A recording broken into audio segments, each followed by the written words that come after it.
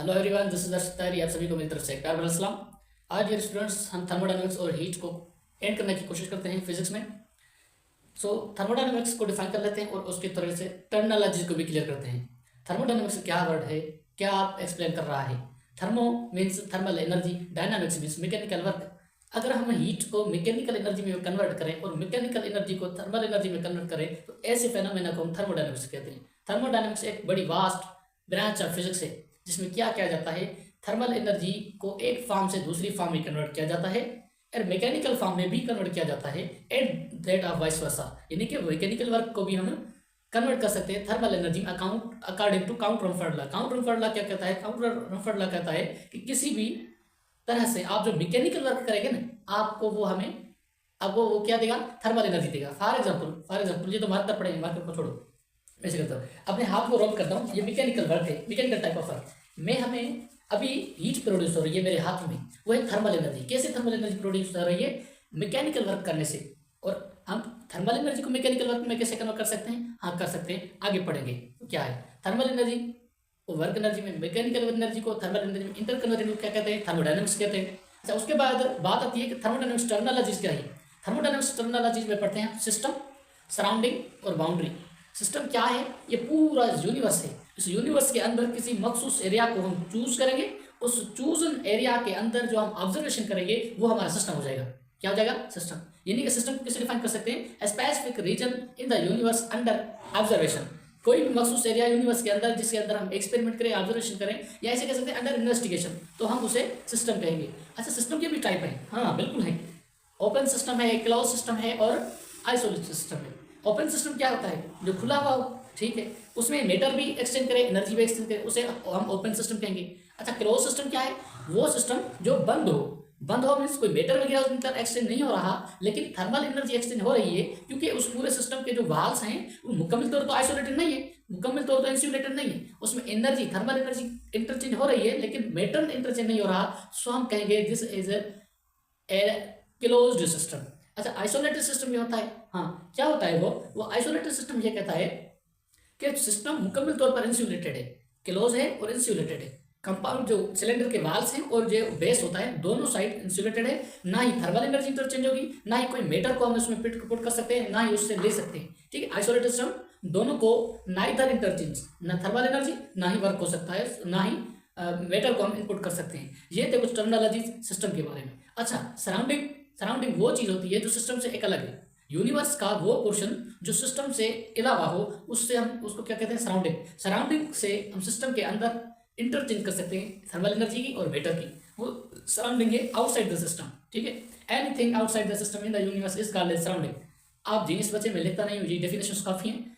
ठीक है, अच्छा, उसके बाद बाउंड्री एक इमेजिनरी लाइन भी हो सकती है, रियल लाइन भी हो सकती है, जो कि सिस्टम को अपने सराउंडिंग से, यूनिवर्स के अंदर से आइसोलेट करे या सेपरेट कर दे, उसे हम क्या कहेंगे?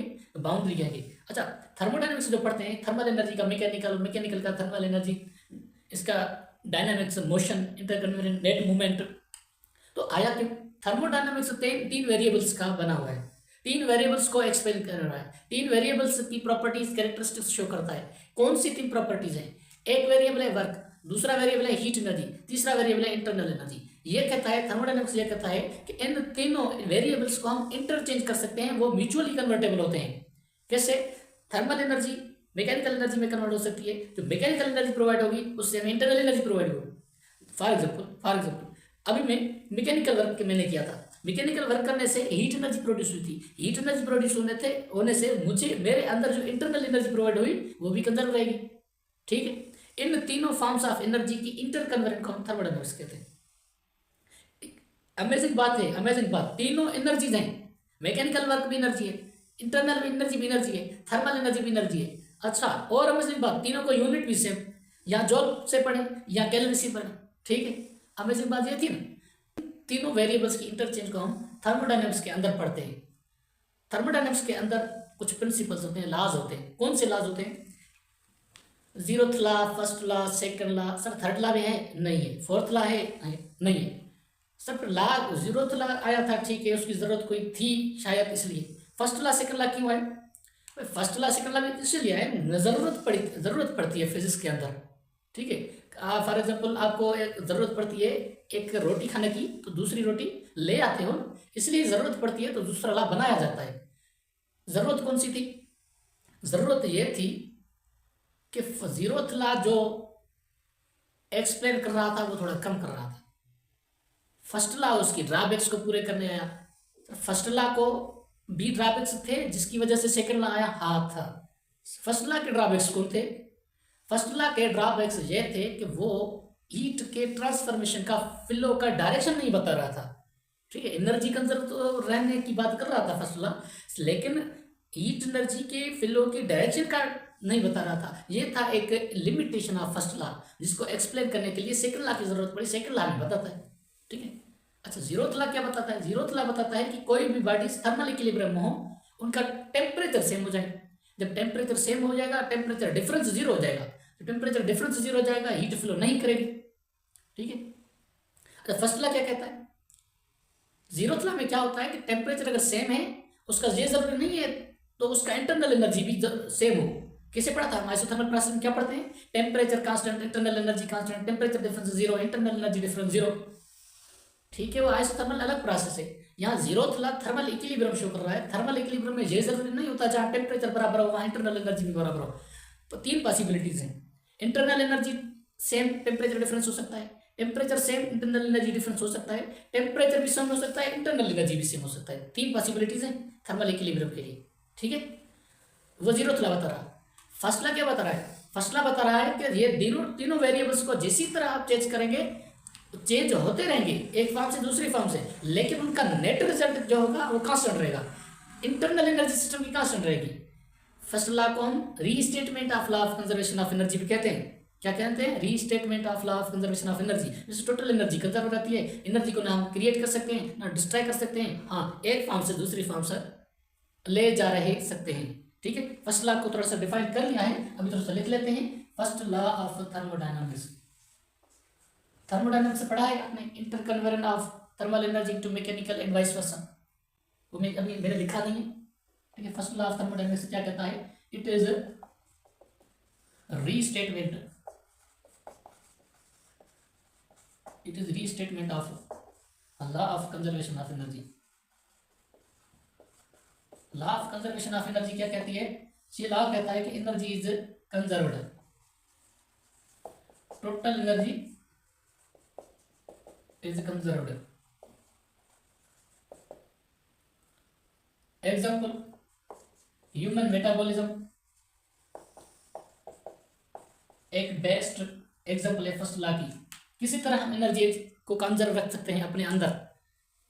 हम जो खाना खा रहे होते हैं ना, हमें एनर्जी प्रोवाइड हो रही होती है, और जब वर्क करते हैं तो एनर्जी वो निकल जाती है।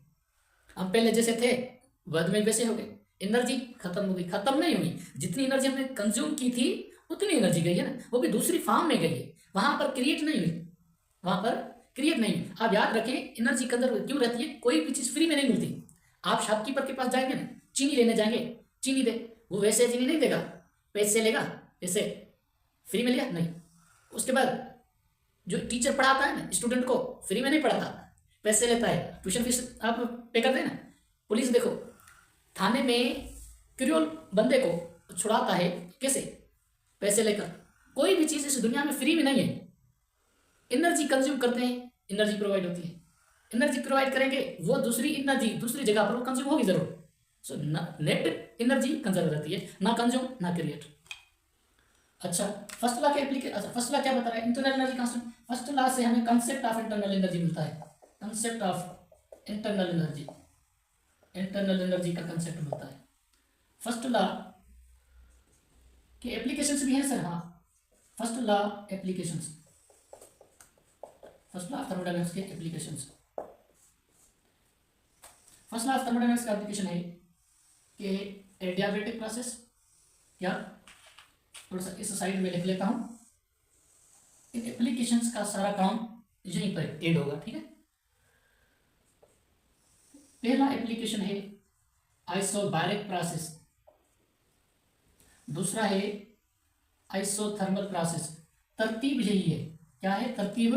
यही है, आइसोबैरिक, आइसोथर्मल, बाद में होगा एडियाबेटिक, एडियाबेटिक, इसके बाद होगा सर क्या आइसोकोरिक, आइसोकोरिक यहाँ पर हम कुछ नहीं लिखते क्योंकि थोड़ी सी बोर्ड में शेड आ रही है। उसके बाद हम यहाँ पर लिख लेते हैं sir graphs, graph expansion, expansion का ग्राफ बनाएंगे। फिर इसके बाद कंप्रेशन का ग्राफ बनाएंगे। फर्स्ट लॉ पूरा आ जाएगा। क्या हो जाएगा? फर्स्ट लॉ पूरा हो जाएगा। फर्स्ट लॉ को हम खत्म करेंगे। तो आइसोबैरिक में क्या है, आइसोथर्मल में क्या होता है और एडियाबैटिक में क्या होता है, उसके बाद एक आइसोकोरिक में क्या होता है। याद रखें जो चीज़ आइसो वर्ड रखता है उसका मतलब है वो कांस्टेंट है, उसमें इनिशियल और फाइनल स्टेट का जो डिफरेंस होगा वो जीरो हो जाएगा।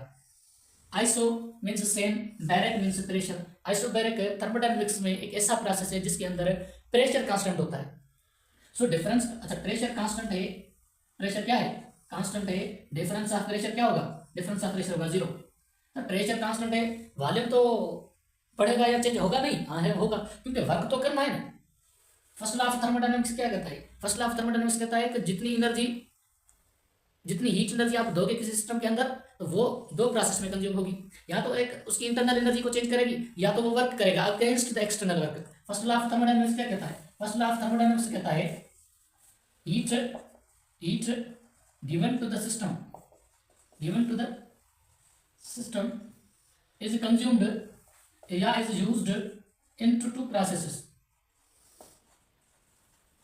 एक तो increase internal energy,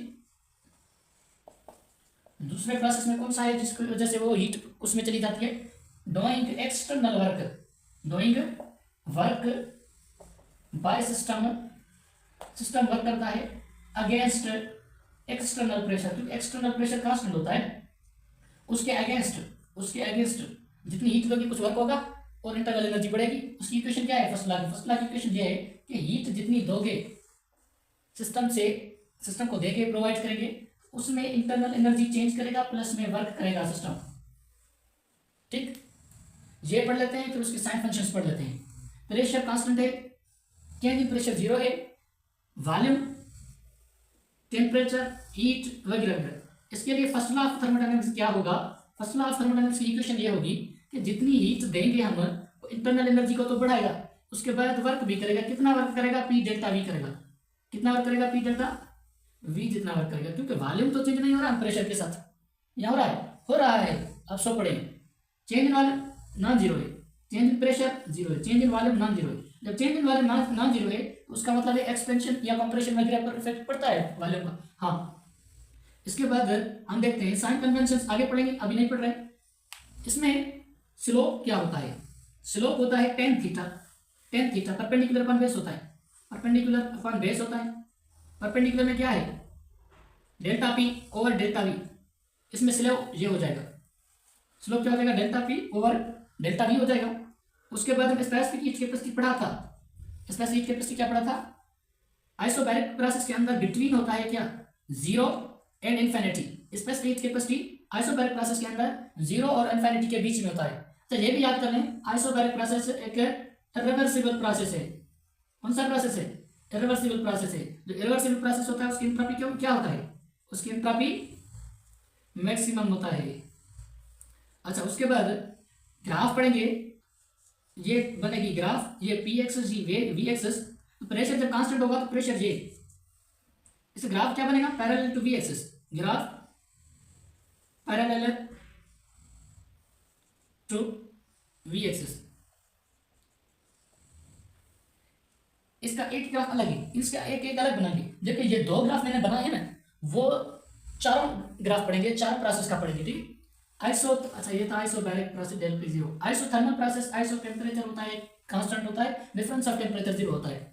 temperature constant, difference of temperature zero, तो क्या हीट तो फ्लो होगी ना? हाँ, हीट फ्लो होगी, जिसकी वजह से तो वर्क होगा, वर्क होगा। तो फर्स्ट लॉ ऑफ थर्मोडायनामिक्स हम कैसे लिखेंगे? ये चेंज इन वॉल्यूम जीरो होगा। फर्स्ट लॉ ऑफ थर्मोडायनामिक्स इसके लिए क्या लिखेंगे कि जितनी भी हीट देंगे वो सिर्फ वर्क करेगा, क्योंकि इंटरनल एनर्जी में चेंज क्या है? जब टेम्परेचर कांस्टेंट है इंटरनल एनर्जी में भी चेंज भी क्या होगा? जीरो होगा। टोटल एनर्जी क्या रहती है? कांस्टेंट रहती है, कंजर्व रहती है। जितनी भी हीट दोगे वो सब वर्क करेगा। क्या करेगा? जितनी हीट दोगे इंटरनल एनर्जी कांस्टेंट जीरो होता है, उसके बाद पी डेल्टा वी कर लेंगे। ठीक है, ये वॉल्यूम बढ़ा किसके लिए बढ़ा, हीट देने से ही बढ़ा, ठीक है। इसके बाद हम स्लोप पढ़ते हैं। स्लोप आइसोथर्मल प्रोसेस के अंदर क्या होता है, स्लोप नेगेटिव होता है। कौन सा negative, delta P over delta V के साथ। इसकी स्पेसिफिक हीट कैपेसिटी पढ़ेंगे। स्पेसिफिक हीट कैपेसिटी क्या होता है, स्पेसिफिक हीट कैपेसिटी होता है delta Q over M delta T होता है। Very nice. अब देखो स्पेसिफिक हीट कैपेसिटी में क्या है, सॉरी आइसोथर्मल प्रोसेस में क्या है, डिफरेंस ऑफ टेम्परेचर जीरो है। जब ये मैथमेटिक्स का रूल है कि कभी भी किसी मैक्सिमम वैल्यू के साथ आप डिवाइड करोगे जीरो को तो इन्फिनिटी वैल्यू देगा। क्या देगा, infinity. So specific heat capacity की क्या होगी, स्पेसिफिक हीट कैपेसिटी की होगी इन्फिनिटी। Very nice. इसके ग्राफ जब पढ़ेंगे हम, इसका ग्राफ बनेगा कर्व। क्या बनेगा, कर्व बनेगा। हम इस ग्राफ के अंदर इसको दो ग्राफ पढ़ लेते हैं, फिर वहां भी दो पढ़ेंगे, इसके भी दो ग्राफ पढ़ लेते हैं। ये मैं इस आइसोबारिक प्रोसेस के अंदर वॉल्यूम एक्सिस की तरफ एरो लगा दूं तो ये एक्सपेंशन हो जाएगा, एक्सपेंशन हो जाएगा। जब इसके अपोजिट एंटी पैरेलल में ग्राफ की डायरेक्शन बनाऊं तो ये कंप्रेशन होगी, वॉल्यूम कम हो जाएगी तो ये क्या हो जाएगा, कंप्रेशन, ये एक्सपेंशन। जब मैं प्रेशर और वॉल्यूम एक्सिस के साथ एक ग्राफ बनाऊं तो ये कैसा होगा, ये ऐसा होगा। ये क्या हो जाएगा, ऐसा। ये एक हाइपरबोलिक कर्व है। क्या है, हाइपरबोलिक कर्व, जिसको हम आइसोथर्म भी कहते हैं। क्या कहते हैं, आइसोथर्म भी कहते हैं। प्रेशर वॉल्यूम से इनवर्सली है। इस या इसका ग्राफ का मतलब क्या है, इस ग्राफ का मतलब टेम्परेचर कांस्टेंट है। अच्छा, एडियाबैटिक प्रोसेस में क्या होता है, difference of heat energy zero. Difference of heat energy zero का मतलब क्या, डिफरेंस हम कैसे निकालते हैं, फाइनल पॉइंट से इनिशियल पॉइंट से। मैक्सिमम से मिनिमम को डिवाइड सॉरी सब्ट्रैक्ट कर लेते हैं, फिर हमें नेट हीट, कोई भी चीज़ का नेट फ्लो होना, फिर या नेट मैग्नीट्यूड कितना है उसका पता चलता है। एडियाबैटिक प्रोसेस एक वो प्रोसेस है जिसमें नेट हीट मूवमेंट जीरो है, ना सिस्टम से लेते हैं ना सिस्टम को देते हैं। फिर क्या वर्क हो रहा है, वर्क हो रहा है। एक प्रोसेस के अलावा तीनों प्रोसेस में वर्क हो रहा है। वो कौन सा प्रोसेस है जिसमें वर्क नहीं होता, आइसोकोरिक प्रोसेस। बाकी तीनों में होता है वर्क। कैसे होता है, आइसोबैरिक और आइसोथर्मल को वर्क करते हैं ना, वो हीट को एब्जॉर्ब करते हैं सिस्टम। जब एडियाबैटिक वर्क करता है ना, हीट तो चेंज नहीं हो रही होती, तो फिर वर्क कैसे होता है। याद रखें, एडियाबैटिक प्रोसेस के अंदर जो भी वर्क हो, कंप्रेशन हो या एक्सपेंशन हो, वो सारा वर्क होता है इंटरनल एनर्जी के कंजम्पशन पर। ठीक है, work done on cost of internal energy is the process that is adiabatic. इसको भी याद रख लीजिए आइसोबैरिक आइसोथर्मल प्रोसेस के अंदर कि आइसोथर्मल को टेम्परेचर कांस्टेंट कैसे रखेंगे या इंटरनल एनर्जी कांस्टेंट कैसे रखेंगे किसी सिस्टम का, तो हमें स्लो प्रोसेस करना पड़ेगा। क्या, स्लो प्रोसेस। एडियाबैटिक प्रोसेस क्या है, एडियाबैटिक प्रोसेस एक rapid production, rapid fast process है जिसमें नेट हीट फ्लो जीरो है। फर्स्ट लॉ ऑफ थर्मोडायनामिक्स क्या होगा, फर्स्ट लॉ ऑफ थर्मोडायनामिक्स कहता है कि हीट जीरो है। अच्छा, इसकी इक्वेशन ये होगा, इंटरनल एनर्जी प्लस में वर्क, इंटरनल एनर्जी प्लस में वर्क, तो हीट एनर्जी जीरो है प्लस इंटरनल एनर्जी प्लस में वर्क। इस इक्वेशन से दो है इक्वेशन हमें मिल सकते हैं। अगर हमें इंटरनल एनर्जी को इस साइड में ले आऊँ, यहाँ पॉजिटिव था यहाँ नेगेटिव हो जाएगी। Internal energy negative is equal two plus में वर्क। अगर मैं वर्क को इस साइड ले आऊँ तो work negative, internal energy positive हो जाएगी। इन इक्वेशंस का मतलब क्या है, याद रखिए इक्वेशंस मैथमेटिक्स में बोलती हैं, वो मेरी लैंग्वेज समझते हैं, मैं उनकी लैंग्वेज समझता हूँ। वो खुद बताते हैं फार्मूला कि हमारे अंदर क्या होगा है क्या नहीं होगा, हमारे होते हुए सिस्टम पर क्या इफेक्ट पड़ेगा। ये फार्मूला ये इक्वेशन से बताती हैं कि अगर वर्क पॉजिटिव है, वर्क पॉजिटिव है इसका मतलब क्या, वॉल्यूम बढ़ेगा, वॉल्यूम इंक्रीज, वॉल्यूम इंक्रीज होगा तो इसका मतलब क्या है, प्रेशर डिक्रीज होगा। क्योंकि वॉल्यूम और प्रेशर एक दूसरे से कौन सी रिलेशन में, इनवर्सली रिलेटेड है। प्रेशर डिक्रीज, गेल-ल्यूसिक लॉ क्या कहता है, प्रेशर टेम्परेचर आपस में डायरेक्टली प्रोपोर्शनल है, तो प्रेशर डिक्रीज है तो टेम्परेचर क्या होगा, टेम्परेचर भी डिक्रीज। अच्छा, टेम्परेचर और इंटरनल एनर्जी का रिलेशन क्या है, सेम है, इनकी डायरेक्टली रिलेशन है। तो अगर टेम्परेचर डिक्रीज होगा तो उसका इंटरनल एनर्जी क्या होगी, डिक्रीज। जब एक्सपेंशन होगी, एडियाबैटिक एक्सपेंशन, वॉल्यूम बढ़ेगा तो इंटरनल एनर्जी कम होगी। इसका मतलब क्या है, इंटरनल एनर्जी की बुनियाद पर वर्क हुआ। Adiabatic expansion is done on cost of internal energy, internal energy consume होगी, वॉल्यूम बढ़ेगा, वर्क पॉजिटिव हो गया। ये work positive when internal energy. अच्छा, इस इक्वेशन का मतलब ये था, इस इक्वेशन का मतलब क्या है, इस इक्वेशन का मतलब ये वर्क नेगेटिव है, वर्क नेगेटिव है इसका मतलब क्या है, वॉल्यूम डिक्रीज हुआ। वॉल्यूम डिक्रीज होने का मतलब क्या है, ऊपर से एक्सटर्नल प्रेशर बढ़ा, एक्सटर्नल प्रेशर इंक्रीज, जिसकी वजह से क्या हुआ, किसी सिस्टम के अंदर जो पिस्टन होता है वो नीचे मूव करते करते आया। ठीक है, एक्सटर्नल प्रेशर इंक्रीज हुआ, एक्सटर्नल प्रेशर इंक्रीज हुआ इसका मतलब क्या है, टेम्परेचर इंक्रीज हुआ। क्योंकि टेम्परेचर प्रेशर को हम डायरेक्टली रिलेटेड किसकी वजह से पढ़ते हैं, गैलियस लॉ के मुताबिक पढ़ते हैं। प्रेशर इंक्रीज होने से एक्सटर्नल अच्छा टेम्परेचर इंक्रीज हो, टेम्परेचर रिलेटेड होता है इंटरनल एनर्जी से डायरेक्टली, तो इंटरनल एनर्जी क्या होगी, इंक्रीज होगी। यानी कि एडियाबेटिक एक्सपेंशन में इंटरनल एनर्जी क्या होती है, इंक्रीज होती है। ये क्वेश्चन आया हुआ है, ये क्वेश्चन पास्ट ईयर में आया हुआ है, पी वाई क्यू मैं लिख लेता हूँ, प्रीवियस ईयर क्वेश्चन या पास्ट ईयर क्वेश्चन कह सकते हैं। इस इक्वेशन का मतलब क्या है, ये इक्वेशन क्या कहता है, ठीक है, ये इक्वेशन कहता है एक्सपेंशन होगी इंटरनल एनर्जी इंक्रीज होगी, इंक्रीज होगी नहीं, एक्सपेंशन होगी तो इंटरनल एनर्जी डिक्रीज होगी, जिसकी वजह से प्रेशर कम हुआ है, वॉल्यूम बढ़ गया, वॉल्यूम बढ़ गया तो वर्क पॉजिटिव हो गया, ठीक है। एडियाबेटिक एक्सपेंशन या एक्सपेंशन कंप्रेशन बैक की बात है, ये था। एडियाबेटिक प्रोसेस में heat change zero, specific heat capacity क्या होगी, स्पेसिफिक हीट कैपेसिटी पैसा होगी, जैसे देखो डेल्टा क्यू और एम डेल्टा टी, याद रखें। अब मैं पहले मैथमेटिक्स का रूल क्या बताया मैंने, ये बताया है कि किसी भी मैक्सिमम वैल्यू के साथ डिवाइड करेंगे जीरो को, जवाब क्या मिलेगा, इन्फिनिटी। अब ये दूसरा रूल है मैथमेटिक्स का कि अब जीरो को डिवाइड करेंगे किसी मैक्सिमम वैल्यू के साथ तो जवाब हमें क्या मिलेगा, हमेशा जीरो, क्या हमेशा zero. Specific heat capacity adiabatic process के अंदर क्या होगा, जीरो, क्योंकि स्पेसिफिक हीट कैपेसिटी के अंदर, अच्छा ऊपर से फार्मूला में क्या है, डेल्टा हीट है, डेल्टा हीट डिफरेंस जीरो है, जीरो के साथ मैक्सिमम को डिवाइड करें जवाब क्या आ गया, जीरो, वेरी नाइस। अच्छा एडियाबेटिक प्रोसेस के अंदर स्लोप नहीं पड़ा, स्लोप एडियाबेटिक प्रोसेस के अंदर इस आइसोथर्मल प्रोसेस से ज्यादा है, क्योंकि वो गैमा टाइम्स क्या होता है, गैमा टाइम्स होता है delta P over delta we negative, इसका क्या है माइनस पी डेल्टा वी है, इसका क्या होगा, इसकी जगह में ये मैं यहाँ पर स्लोप बताने जा रहा हूँ, क्या है negative times of gamma delta P over delta V, यानी कि आइसोथर्मल प्रोसेस से इसका स्लोप ज्यादा है। आइसोबैरिक प्रोसेस क्या है, आइसोबैरिक प्रोसेस सॉरी आइसोकोरिक है भी, change in volume zero, change in volume zero, इसका मतलब क्या है, वर्क जीरो, वर्क नहीं है तो इसका मतलब जितनी हीट देंगे वो कहाँ जाएगी, हीट देने पर हमें क्या फायदा मिलेगा, तो change in volume zero, work zero, इसका मतलब क्या है, इसका मतलब क्या है, इसका मतलब ये है तो जितनी हीट देंगे हम, ये एक रिवर्सिबल प्रोसेस है, यहाँ हम जो जितनी हीट देते हैं वो इंटरनल एनर्जी, फसला क्या कहता है इसके बारे में, फसला कहता है कि change in heat is equal to change in internal energy plus में वर्क, वर्क जीरो है, जितनी भी हीट दोगे वो किस में कन्वर्ट हो जाएगा, जितनी भी हीट दोगे वर्क में कन्वर्ट हो जाएगा, नहीं वर्क तो जीरो है ऐसा कोई प्रोसेस के अंदर, जितनी भी हीट दोगे चेंज इन इंटरनल एनर्जी। मैंने आपको कहा था जब आइडियल गैस या रियल गैस पढ़ा था और उसके बाद इंटरनल एनर्जी पढ़ी थी, internal energy sorry microscopical level पर क्या पढ़ते हैं, किसी भी आइडियल गैस की जो कि काइनेटिक एनर्जी होगी, काइनेटिक एनर्जी कितनी होती है, या कांस्टेंट वॉल्यूम पर सीपी कितनी होती है, सीवी के बराबर, जितनी हीट देते हैं सीवी के बराबर होता है, सॉरी जितनी हीट देते हैं क्यू वी वो बराबर होता है सीवी के बराबर, सीवी इंटरनल एनर्जी के बराबर होता है, किसके बराबर होता है, इंटरनल एनर्जी, ये क्या होता है N C V delta T, N C V delta T, तो delta U is equal to N C V delta T, इसके अंदर वर्क क्या होगा, आइसोकोरिक प्रोसेस के अंदर वर्क भी इतना ही होगा, डेल्टा यू के बराबर एनसीवी डेल्टा टी के बराबर।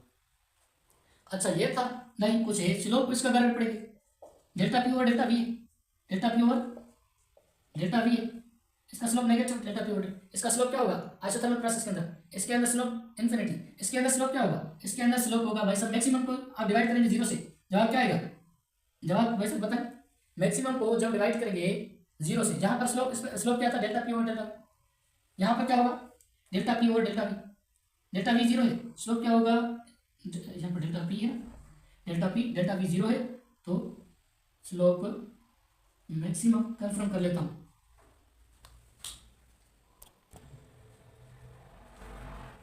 हाँ भाई मैथ का रूल क्या कहता है, जब किसी मैक्सिमम वैल्यू के साथ आप डिवाइड करेंगे जीरो को जवाब इन्फिनिटी देगा, मैक्सिमम लिखा है कोई मसला नहीं, मैक्सिमम लिखेंगे इन्फिनिटी लिखें, बेहतर यह कि इन्फिनिटी लिखें क्योंकि रूल की वायोलेशन नहीं की जा सकती। स्पेसिफिक हीट कैपेसिटी कह सकते हैं, इसकी क्या होगी, स्पेसिफिक हीट कैपेसिटी होता है between zero and infinity, specific heat capacity होगी, ठीक है। आइसोकोरिक प्रोसेस भी रिवर्सिबल प्रोसेस है, इसमें change in volume zero, work zero, फसला जितनी हीट दोगे इंटरनल एनर्जी में कन्वर्ट हो जाएगी, ठीक। ये था all about this process. Sign conventions उसके बाद पढ़ते हैं, साइन कन्वेंशंस क्या है, साइन कन्वेंशंस ये होता है, फसला क्या कहता है कि heat is equal to change in internal energy plus में वर्क होता है। इस इक्वेशन को मैं थोड़ा सा मॉडिफाई कर लेता हूँ, इस इक्वेशन को ले आता हूँ डेल्टा क्यू के साथ मैं सब्ट्रैक्ट करता हूँ वर्क को, यहाँ पर हमें मिला गया इंटरनल एनर्जी, यहाँ पर हमें क्या लगा इंटरनल एनर्जी। इस इक्वेशन का थोड़ा सा मतलब बताएं, शाबाश। ये इक्वेशन क्या करती है, मैंने पहले बताया फिजिक्स के अंदर और मैथमेटिक्स के अंदर फार्मूले बातें करते हैं, फार्मूले खुद बताते हैं कि हम में क्या है, हमारे होने से किसी सिस्टम पर क्या इफेक्ट पड़ता है। थोड़ा सा जरा इस इक्वेशन से बातें करें, बोले इससे, पूछे इससे आपका मतलब क्या है। अच्छा मैं इनसे बात करता हूँ। फार्मूला ये मुझे कहता है कि जब कोई सिस्टम वर्क करेगा इंटरनल एनर्जी कम होगी, मैक्सिमम नहीं होगी, या इतना वर्क के बराबर नहीं होगी इंटरनल एनर्जी। जब सिस्टम वर्क करेगी इंटरनल एनर्जी क्या होगी, कम हो जाएगी, इसका मतलब ये। अच्छा मैं इस इक्वेशन को थोड़ा मॉडिफाई कर लेता हूँ। पहले ऊपर वाली इक्वेशन को मॉडिफाई कर लिया, फिर दूसरे नीचे वाली जो इक्वेशन है उसको थोड़ा सा मॉडिफाई कर लेता हूँ कि मैं क्या करता हूँ, हीट देता हूँ और ये कहता हूँ कि work done by minus work done on system, work done on system, ये हो गया इंटरनल एनर्जी के बराबर। हाँ, अभी ये तो मॉडिफाई होने जा रही है ना, डेल्टा क्यू को माइनस इंटू माइनस प्लस करेंगे, ये हो जाएगा वर्क और इंटरनल एनर्जी के बराबर। अब इस इक्वेशन का मतलब क्या है? हाँ भाई वाह, जबरदस्त, ये इक्वेशन तो हमें फायदा देती है ना, कहीं पर भी इक्वेशन लॉस नहीं करती, इक्वेशन हमेशा बेनिफिट देते हैं। इस इक्वेशन का मतलब क्या है? ये इक्वेशन कहता है कि किसी भी सिस्टम के अंदर अगर आप इंटरनल एनर्जी बढ़ाने चाहते हैं ना, दो प्रोसेस से इंटरनल एनर्जी बढ़ सकती है। एक, या तो उसको हीट सप्लाई करो, उसकी इंटरनल एनर्जी बढ़ जाएगी। दूसरा, या तो उस पर वर्क करो against the external pressure, internal energy बढ़ जाएगी। ये था दो इक्वेशन का मतलब, एक ये थी, दूसरी इक्वेशन ये थी।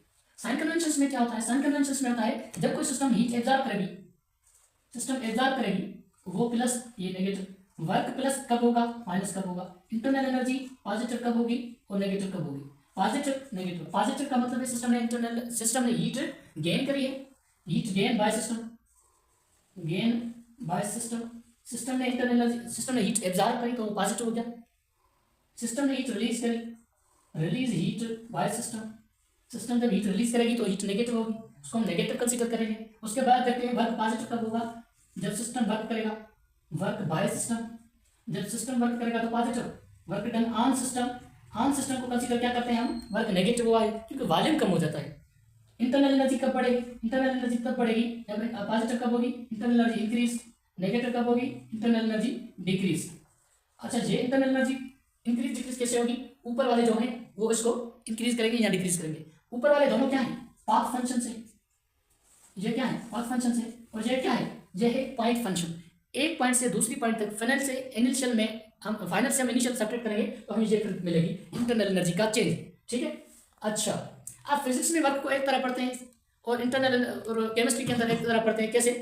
थर्मोडायनेमिक्स वाला चैप्टर फर्स्ट ईयर में फिजिक्स केमिस्ट्री में भी है, उसके अंदर हम वर्क कैसे पढ़ते हैं? वर्क पॉजिटिव नेगेटिव का थोड़ा सा कॉन्सेप्ट वहां पर उलट है, क्योंकि हम यहाँ पर वर्क का होना वॉल्यूम का चेंज होने को कंसीडर करते हैं। लेकिन केमिस्ट्री में जब थर्मोडायनामिक्स के अंदर वर्क पॉजिटिव नेगेटिव पढ़ेंगे तो वहां पर एक्सटर्नल प्रेशर की बात करेंगे या इंटरनल एनर्जी की बात करेंगे। जब इंटरनल एनर्जी बढ़ेगी उसका मतलब है वर्क पॉजिटिव है केमिस्ट्री के अंदर, फिजिक्स के अंदर नहीं। इंटरनल एनर्जी डिक्रीज होगी, हम कहेंगे work done by the system क्या होगा, कम होने की वजह से वो नेगेटिव हो जाएगा। ग्राफ पढ़ेंगे, इस ग्राफ के अंदर पीवी डायग्राम बनाते हैं, पीवी, इस ग्राफ को ले एक्सपेंशन है, ये प्रेशर एक्सेस, ये जो प्रेशर है वो प्रेशर कांस्टेंट है, डेल्टा पी भी कांस्टेंट, डेल्टा पी कांस्टेंट। इसको हम आइसोबैरिक कहते हैं, आइसोबैरिक प्रोसेस है। अच्छा, ये हो जाएगा आइसोथर्मल प्रोसेस, आइसोथर्मल प्रोसेस, क्योंकि मैं यहां से ले आता हूं वहां से पुट करता हूं। ये होगा एडियाबैटिक प्रोसेस, क्योंकि आइसोथर्मल और एडियाबैटिक दोनों कर्व्ड ग्राफ बनाते हैं पीवी डायग्राम के अंदर, जबकि उनका स्लोप थोड़ा सा डिफरेंट होता है। एडियाबैटिक का स्लोप ज्यादा होता है आइसोथर्मल से, क्योंकि स्लोप क्या बताता है हमें, एरिया बताती है, एरिया अंडर पीवी ग्राफ किसका ज्यादा है। तो ये क्या हो जाएगा फिर, ये हो जाएगा आइसोकोरिक, क्योंकि ये फॉर एग्जाम्पल V2 है, ये V1 है, तो V2 कांस्टेंट है, यहाँ पे इसे V1 कहेंगे, इसे V2 कहेंगे, वॉल्यूम कांस्टेंट है, डेल्टा V0, ये हो जाएगा isochoric, isobaric, isothermal, adiabatic, isochoric. याद रखिए एक्सपेंशन जब होगा चारों प्रोसेस में तो वर्क क्या होगा, work by isobaric greater than work by isothermal, उसके बाद work by adiabatic, work done by isochoric तो जीरो होता है। यहां पर देखेंगे पीवी डायग्राम के अंदर ये प्रेशर एक्सेस, ये वॉल्यूम एक्सेस, उसका एक्सपेंशन पढ़ रहे हैं, सॉरी कंप्रेशन पढ़ रहे हैं। कंप्रेशन की वजह से इसका मतलब क्या है, वॉल्यूम कम हो रहा है, वॉल्यूम कम हो रहा है, इसका मतलब है हम इसको ऐसे करेंगे, ये क्या है, प्रेशर एक्सेस के परपेंडिकुलर है, जबकि वॉल्यूम एक्सेस के पैरेलल है, उसका मतलब क्या है, प्रेशर क्या है, ये कांस्टेंट है। ये पहला ग्राफ हो जाएगा आइसोबैरिक, उसके बाद ये आइसोथर्मल, उसके बाद हम जो ग्राफ बनाएंगे क्या बनाएंगे, एडियाबैटिक का। उसके बाद जो ग्राफ बनेगा यहाँ पर वो वॉल्यूम कांस्टेंट है, वॉल्यूम कांस्टेंट है तो डेल्टा V0, ये आइसोकोरिक प्रोसेस हो जाएगा। अब यहाँ बताएं वर्क किसमें मैक्सिमम होगा, वर्क किसमें मैक्सिमम होगा। जब हमने ये रिवर्स कर दिया, डायरेक्शन से हम रिवर्स कर दिए, उस डायरेक्शन रिवर्स होने की वजह से वर्क भी रिवर्स हो जाएगा। यहाँ पर वर्क एडियाबैटिक से ज्यादा होगा, फिर वर्क आइसोथर्मल से ज्यादा होगा, उसके बाद वर्क किसमें ज्यादा होगा, वर्क होगा आइसोबैरिक के अंदर ज्यादा होगा।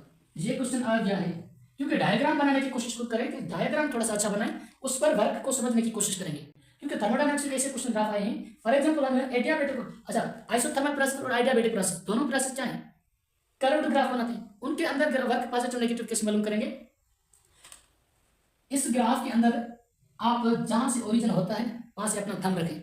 जो पहले कर्व आए वो आइसोथर्म, एक्सपेंशन की बात कर रहा हूं, पहले कर्व आए आइसोथर्म, या ऐसे करेंगे, थंब को पुट करेंगे ऐसे, और फिंगर्स को हम क्या करेंगे, लेफ्ट साइड करेंगे, लेफ्ट साइड करेंगे, उसके लेफ्ट साइड के नीचे पहला ग्राफ कौन आ रहा है, आइडियाबेटिक, उसके बाद क्लॉकवाइज घुमाने से पहला दूसरा ग्राफ कौन सा आ रहा है, आइसोथर्म।